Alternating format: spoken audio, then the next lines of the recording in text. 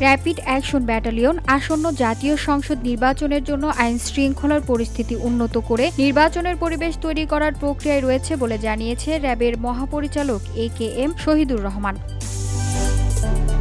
বৃহস্পতিবার রাজধানী কারওয়ান বাজার র্যাব মিডিয়া সেন্টারে আয়োজিত সংবাদ সম্মেলনে তিনি জানান, নির্বাচনের দিন নিকটে আসলে স্বরাষ্ট্র মন্ত্রণালয় এবং নির্বাচন কমিশনের সঙ্গে সভার মাধ্যমে নির্ধারিত দায়িত্ব অনুযায়ী কাজ করা হবে।